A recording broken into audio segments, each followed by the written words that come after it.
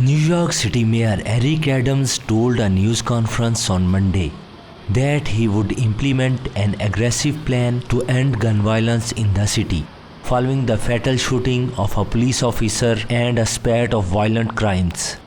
Adams, a former police officer, said the plan would deliver on a pledge he made during his campaign by deploying more police officers, stemming the flow of guns into the city, and appointing anti-gun violence coordinators in every city agency.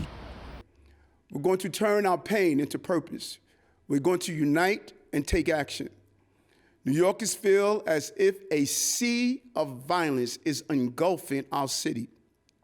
But as your mayor, I promise you, I will not let this happen.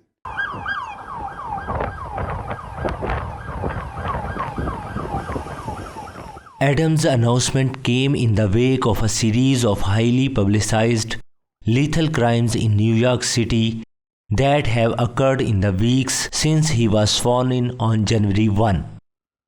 2 police officers were shot in Harlem on Friday while responding to a domestic violence call, leaving one dead and the other in critical condition.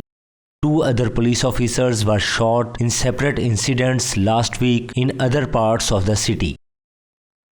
The blueprint to end gun violence will within 3 weeks put more police officers on patrol in 30 precincts where 80% of city's violence takes place, according to Adams.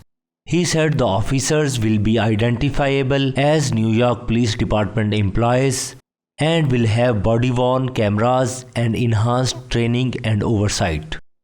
Today, we are releasing our blueprint to end gun violence. I want to be clear. This is not just a plan for the future. It is a plan for right now. Gun violence is a public health crisis. There's no time to wait. We must act. The sea of violence comes from many rivers. We must dam every river that feeds this greater crisis. Our blueprint to end gun violence addresses each one of these causes with both immediate interventions and long-term prevention strategies. It will involve the NYPD, every city agency, our courts, and the successful anti-violence crisis management system. We're going to involve every community, every precinct, and our state and federal partners. New Yorkers will see and feel these changes quickly. We will ramp up enforcement, deploy more officers on the streets and in the subways, and get our courts at full capacity. This is the gun that killed our young officer on Friday night, a .45 caliber modified gun. It is illegal to carry a gun in our city, yet our police officers take them off the streets every day in record numbers. Since January 1st, when I took office, our officers have taken 350 illegal guns off the street. Last year, over 6,000 guns were confiscated.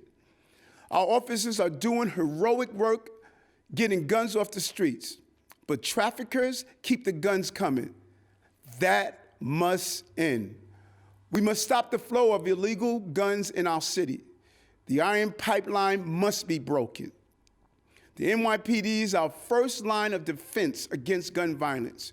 We will make new efforts to strengthen and reinforce it while continuing our mission to involve the community. We will start by putting more officers on patrol in key neighborhoods throughout the city. We will enhance existing public safety units with new neighborhood safety teams, which will focus on gun violence. We will launch these additional teams in the next 3 weeks with deep focus on 30 precincts where 80% of violence occurs, even as the public safety units continue their life-saving work. In doing this, we will avoid mistakes of the past.